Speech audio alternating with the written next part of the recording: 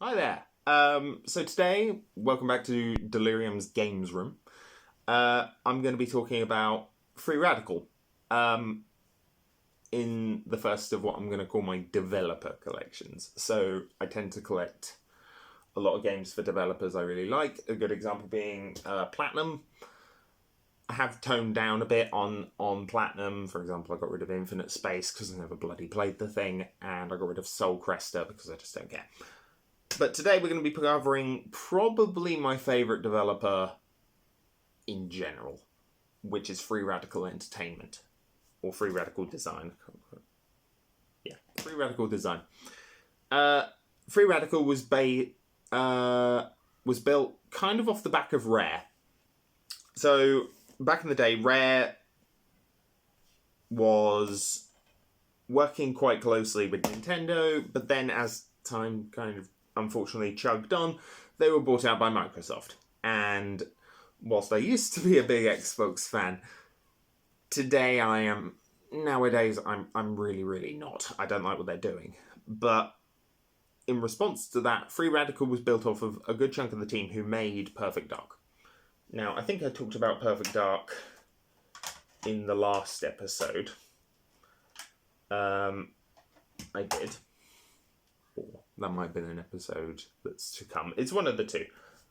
But I talked a lot about how Perfect Dark really is one of my favourite games on the N64. It's very solid, and it kind of spawned a little subgenre of shooters. I guess you could call them GoldenEye clones. They're often punctuated by an inability to jump. There's a lot of gadgets involved, I guess, in the gameplay. And they're kind of arcadey, which kind of led to Timesplitters. I freaking love Timesplitters. It is one of my absolute favourite series of all time, like, honestly. The first one in particular really kind of tickles that arcade itch for, like, multiplayer first-person shooters that I get. To the point where, whilst I only have one copy of Timesplitters, I do have multiple copies of the other games in the franchise. So I've got the GameCube version of 2, I've got the PlayStation 2 version of 2, I've got 2 copies of it on Xbox. You know, I have a lot of copies of Timesplitters. But Timesplitters 1 was kind of where it all started, and kind of where the basis of the franchise began, I guess. Multiplayer-wise, I think it's probably one of the stronger ones out of the franchise, though it largely because it set the groundwork. That being said, I think its single-player mode leaves a lot to be desired. It's basically just finish the maps as quickly as you possibly can, which has a certain charm, but I don't think it is really as good as the other ones, especially when you get to 2. 2 isn't my favourite.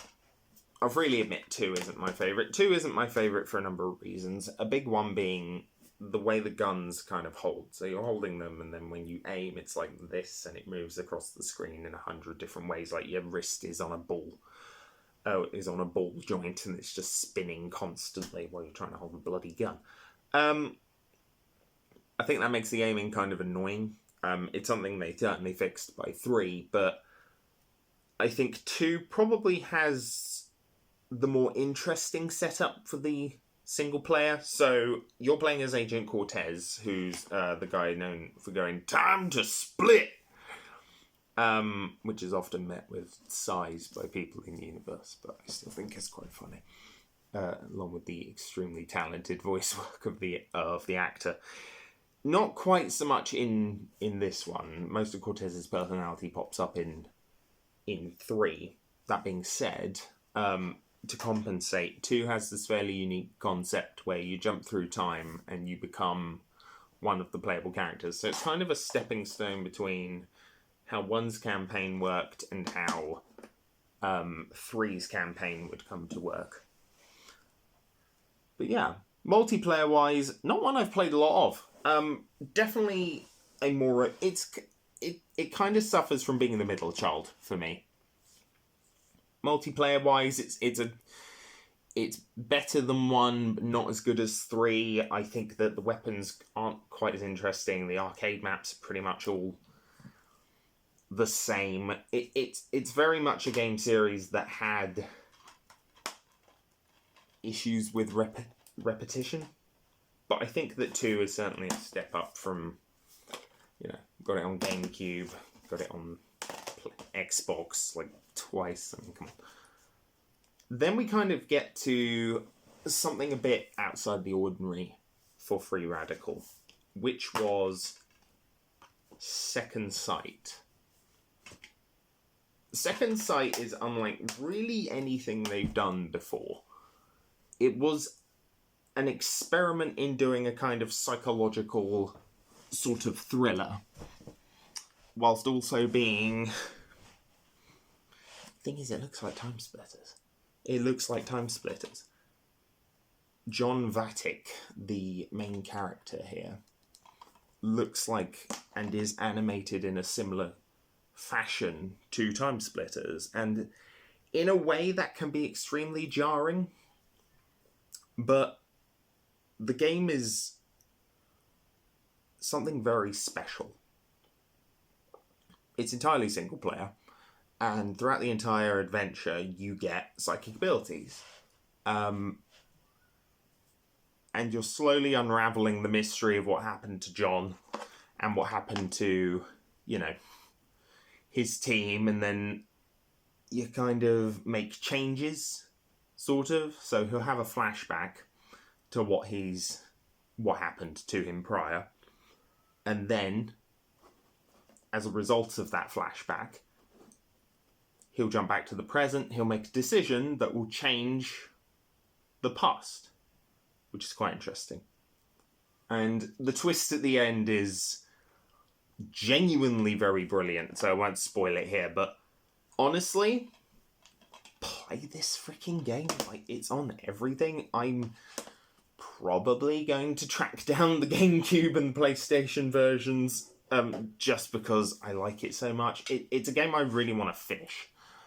It is quite difficult though, and it had one major downside, which was it was launched at the exact same time as PsyOps: The Mindgate Conspiracy, which is a third-person shooter with psychic powers revolving around a protagonist who has lost his memory and has to make decisions and has to fight back against an oppressive conspiracy.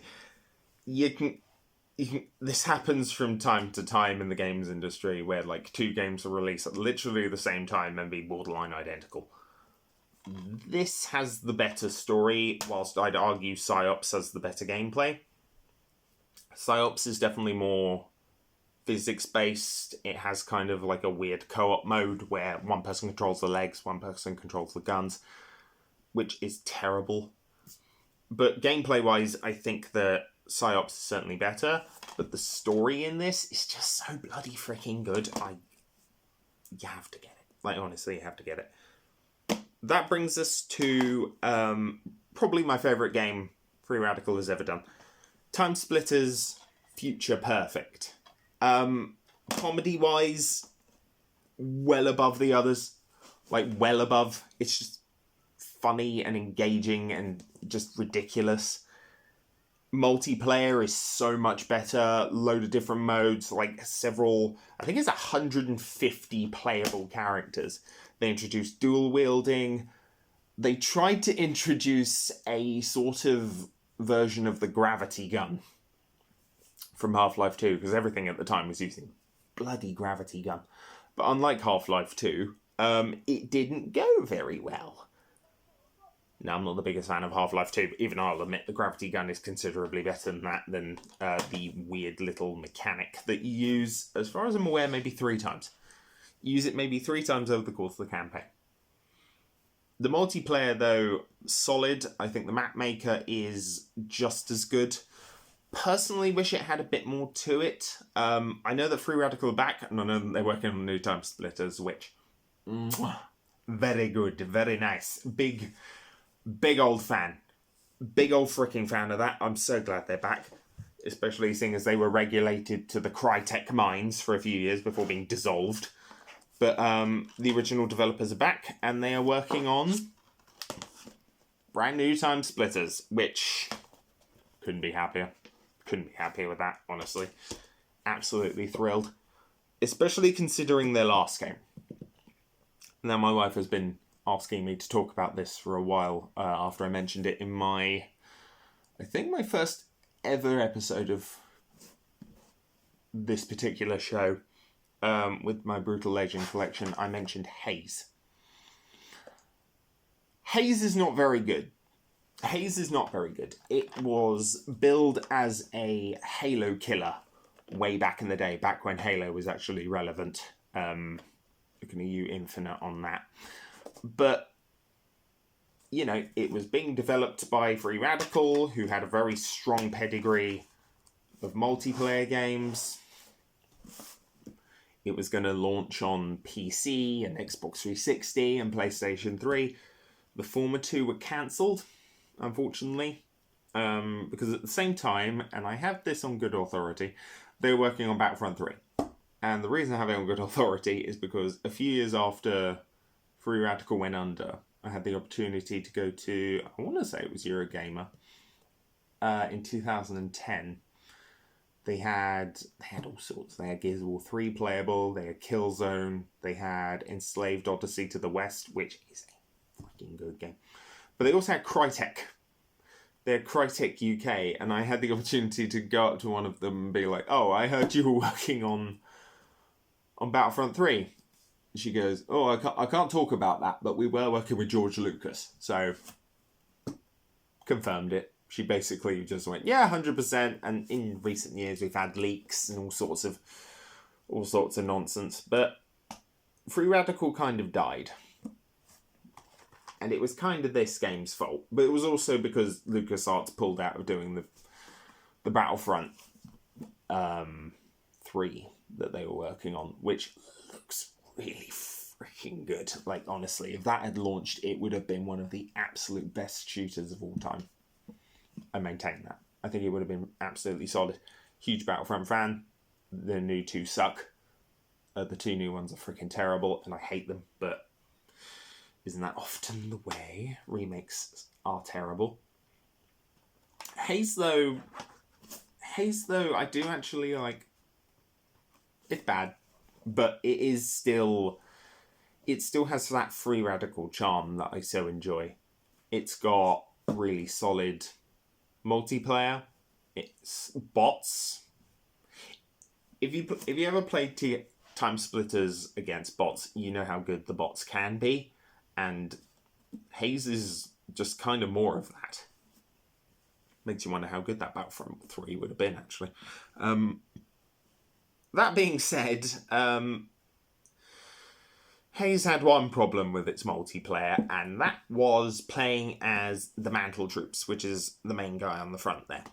They have a little thing in the back of their neck, which injects them with this combat drug that makes them, faster, stronger, allows you to see outlines of rebel enemies and whatnot.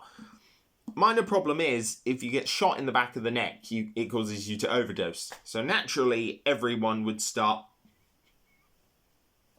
shooting their freaking teammates in the back of the neck, causing them to overdose. Which made the game not very fun. Especially when playing as the freaking Mantle and not the Rebels. Rebels has some interesting mechanics, but considering you want to play as the drugged up super soldier for the bulk of the single player, you don't. You play as it for maybe half, and then you're stuck as the kind of boring rebels with their fricking flamethrowers for the rest of it. And it tries political commentary and fails miserably when, honestly, they just needed to make Timesplitters 4. And they were. They were working on it, and they were going to take the piss out of Gears of War, and they were going to take the piss out of basically everything at the time, and that's not going to happen. That being said, I think the new Timesplitters 4, which is in development with what's now new Free Radical, will hopefully be really good. But yeah, that's my video, guys, on Free Radical Design. One of my absolute favourite developers, alongside Double Fine and Platinum. And I think that'll do for today. Thank you for watching. Let me know in the comments which Timesplitters character was your favourite to play as. Mine was Robofish. He had that odd job flavour to him. He was tiny, he was a goldfish in a robot suit. Like, what's not to love? Yeah, but let me know, and thank you for watching. That's me, signing out.